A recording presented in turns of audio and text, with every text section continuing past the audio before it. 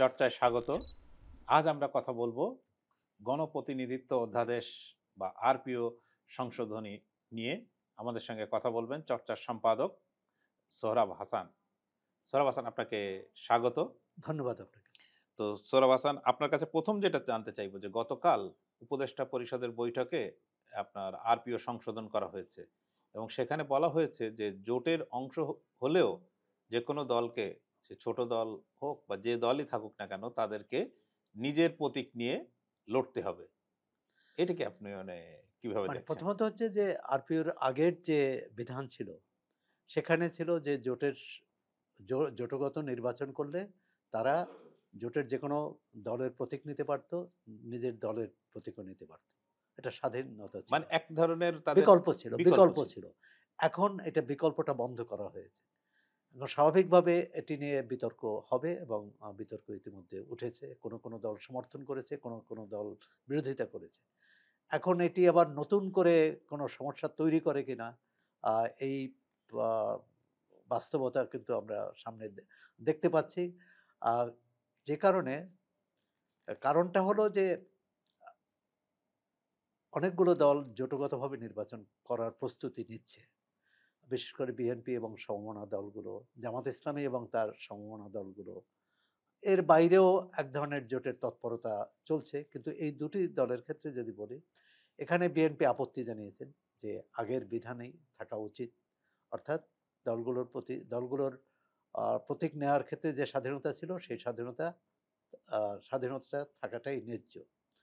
নির্বাচন কমিশন যখন এই প্রস্তাব দেয় উপদেষ্টা পরিষদের কাছে তখনই কিন্তু এই বিতর্কটা এসেছিল। তো অনেকে ধারণা করেছিল এটি শেষ পর্যন্ত হয়তো পাস হবে না। কিন্তু পাস হয়ে গেল। এখন তো আ বিশেষ করে জোটগত ছোট শরিকদের মধ্যে থেকে এক ধরনের ক্ষোভ এবং হতাশা দেখা দেবে। হ্যাঁ, মানে ছোট শরিকরা এই জায়গাটায় আসতে চাচ্ছিলাম যে ছোট শরিকরা ধরেন বিএনপির সঙ্গে অনেক ছোট, ছোট দল বা জোট, তারা বৃহত্তর জোট গঠনের জন্য যেতে চাচ্ছে বা আগ্রহ প্রকাশ করেছে। সেক্ষেত্রে মানে তাদের আপত্তি, বা এক হচ্ছে বিএনপি আপত্তি জানিয়েছে বা অন্যান্য ছোট, ছোট দলগুলোরও আপত্তি থাকতে পারে। তারা জোটের বড় সঙ্গীর বড় যে দল থাকে তার প্রতীক ব্যবহারের একটা আকাঙ্খা তাদের থাকেই। তো সেই ক্ষেত্রে এর রাজনৈতিক গুরুত্বটা আসলে কি? না, রাজনৈতিক গুরুত্ব এক হচ্ছে যেমন আইন উপদেষ্টা বলেছেন আ যে দলীয় পরিচয়, তার স্বকীয়তাটা রক্ষার জন্যই তারা এটি করেছেন। এটি একটি যুক্তি। কিন্তু পাল্টা যুক্তি হচ্ছে যে নির্বাচন প্রক্রিয়ায় এটি কি প্রভাব ফেলবে? অর্থাৎ জোটগত নির্বাচন করার অর্থ তো তারা এককভাবে সামর্থ্য নেই বলেই জোটের আ স সমর্থন নিচ্ছে অথবা জোটের সহযোগিতা নিচ্ছে। এখন সেখানে প্রতীক না থাকলে আপনারা জানেন যে আমাদের এখানে দলের চেয়েও প্রতীকের আ পরিচয়টা অনেক বেশি। আ কারণ লোকে বলে যে ভোট কাকে দেবে? মার্কা আ চেনে। হয়তো প্রতীকে হ্যাঁ। ভোট কাকে দেবে? ধানের শীষে না নৌকায়, না লাঙ্গলে, না দাঁড়িপাল্লায়। আ এই এই কথাটাই কিন্তু ভোটারদের মধ্যে বেশ আলোচিত। এখন সেই আলোচনাটা প্রায় বন্ধ হয়ে যাবে। আর জামাত ইসলামী আ এর আপত্তি নেই তারা বলেছেন। এনসিপিও বলেছে। আ এনসিপিও নেই বলেছে। এনসিপি তো এখনো কোনো নির্বাচন করেনি। কিন্তু এই জামাতে ইসলামী কিন্তু ২০১৮ সালে যেহেতু তাদের নিবন্ধন ছিল না, তারা ধানের ধানের শীষ প্রতীক নিয়ে নির্বাচন করেছিল। সুতরাং এটা এক ধরনের স্ববিরোধিতা। আজকে যদি সেই বিধান আ আজকে যদি জামাতের আ আ নিবন্ধন না থাকতো, তাহলে কি করত? অথবা এখনো এনসিপির নিবন্ধন পায়নি এবং তারা বলেছে যদি শাপলা না দেওয়া হয় তারা নিবন্ধন নেবে না। তারপর তারা তো নির্বাচন করার অধিকার থেকে বঞ্চিত হতে পারে না। সুতরাং এইটা নতুন করে বিতর্ক তৈরি করবে। হ্যাঁ, আপনি যেটা বলছিলেন যে আমি যদি আপনি স্বকীয়তা না রাখতে চাই, তাহলে আমার উপরে জোর করে আমার স্বকীয়তা বজায় রাখার মানে আর প্রতীক গেলেই যে বিধান। সক্রিয়তা থাকবে না, হ্যাঁ, তাদের দল থাকবে, তাদের নীতি কর্মসূচি থাকবে। আ এমনকি জোটগতভাবে আমরা তো দেখছি যুক্তফ্রন্ট। যুক্তফ্রন্ট তো ৫৪ সালে। ১৯৫৪ নির্বাচনে যে মুসলিম লীগকে ধরাশায়ী করেছিল, সেই নির্বাচনের এই অম দলগুলো একটি প্রতীক নিয়ে কিন্তু নির্বাচন করেছিল। এই পুরো যুক্তফ্রন্টের প্রতীক ছিল নৌকা। আ তাহলে আজকে কেন সেখানে বাধা থাকবে? আমার মনে হচ্ছে যে এটি হ্যাঁ, আইনি বিতর্কের বিষয়। আ আদাল আদালতেও কেউ যেতে পারেন। এটি। আর রাজনৈতিকভাবে সমাধান হলে সবচেয়ে ভালো। বাহ! তো এর সাথে, সাথে আরো কিছু আপনার বিধান পরিবর্তন আনা হয়েছে আরপিওতে, যেমন ধরেন পলাতক আসামিরা কেউ নির্বাচনে অংশ নিতে পারবেন না। ৳৫০,০০০ অনুদান নিতে হলে, বেশি অনুদান নিতে হলে তাকে এ ব্যাংকের মাধ্যমে নিতে হবে। এরকম বেশ কিছু আরপিওর আপনার অন্যান্য যে সিদ্ধান্তগুলো আমি বলব যে মোটামুটি ভালো সিদ্ধান্ত। যেমন পলাতক আসামিরা, যিনি পলাতকই থাকবেন, ভোটারের কাছে যেতে পারবেন না, তিনি কিভাবে নির্বাচন করবেন? কিন্তু আরেকটি বিষয় যেটি আম আইসিটি আইনে করা হয়েছে যে অভিযোগপত্র দায়ের হলেই তিনি নির্বাচন থেকে বারিত থাকবেন। অর্থাৎ তিনি নির্বাচনে প্রতিদ্বন্দ্বিতা করতে পারবেন না।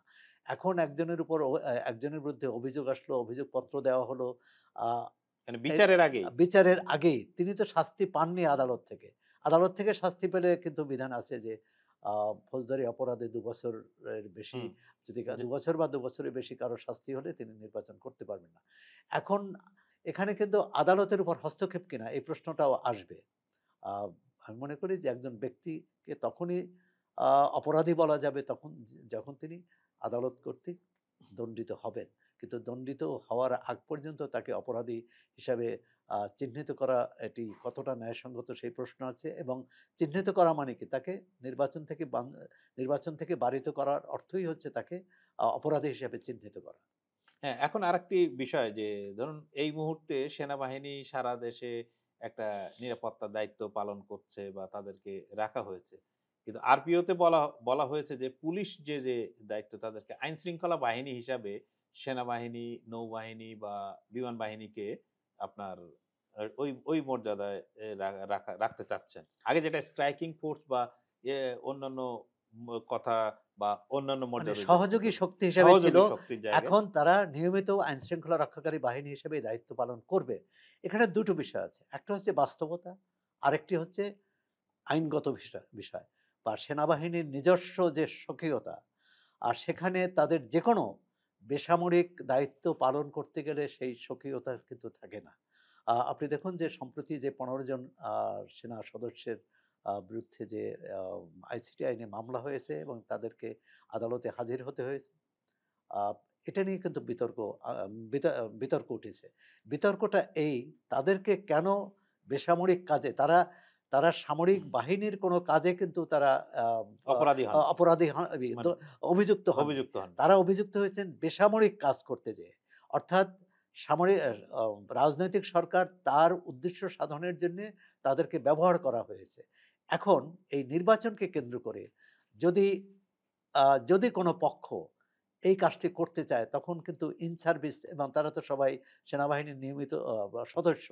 তাহলে তারা যদি কোনো অন্যায়ের সাথে যুক্ত হয়ে পড়ে বা কেউ যুক্ত করে ফেলেন, তখন তাদের বিরুদ্ধে কি ব্যবস্থা হবে এটি। আর বাস্তবতার যেটা সেটা হচ্ছে এখন আইনশৃঙ্খলার যে পরিস্থিতি, গত ১৪ মাস ধরে আমরা দেখেছি, তাতে সেনাবাহিনীর সরাসরি হস্তক্ষেপ বলি আর সহযোগিতা বলি, এছাড়া অন্তর্বর্তী সরকারের পক্ষে নির্বাচন করা সম্ভব নয়। তবে আমাদের মূল লক্ষ্য তো এটাই যে একটি সুস্থ, অবাধ এবং শান্তিপূর্ণ নির্বাচন হবে। তা সেখানে সেনাবাহিনীর এই যে আ সিদ্ধান্ত আ যে সংশোধন করে যে আ আর যে আ নিয়মিত বাহিনী হিসেবে তাদের কাজ করার যে সিদ্ধান্ত নিয়েছে, আমি মনে করি নির্বাচন কমিশন এটা বাস্তবতার নিরিখে নিয়েছে। এটি এবং কোনো রাজনৈতিক দল এর বিরোধিতাও করেছে বলে আমার জানা নেই, এবং অতীতেও করেনি। বরং অতীতে দেখা গেছে যারা ক্ষমতায় ছিল তারা সেনাবাহিনীকে আ আ চাননি। সেনাবাহিনী চাননি যে তারা ভূমিকা পালন করুক আর নিয়মিত বাহিনী বিরোধীরা হিসাবে। আর বিরোধীরা চেয়েছেন। এখন যেহেতু রাজনৈতিক সরকারের অধীনে নির্বাচনটি হচ্ছে না, অন্তত এই একটি ব্যাপারে বিতর্ক হবে না। তবে লক্ষ্য করার বিষয় যে কোনো পক্ষ যাতে তাদেরকে ব্যবহার না করতে পারে। ব্যবহার না করতে পারে। ধন্যবাদ সোহরাব হাসান। দর্শক, আপনারা সোহরাব হাসানের মূল্যবান মতামত শুনলেন। আমরা জানতে চাই আপনার মতামত। আপনি চর্চার ফেসবুক পেজ এবং ইউটিউব চ্যানেলে আপনার মতামত জানিয়ে দিন।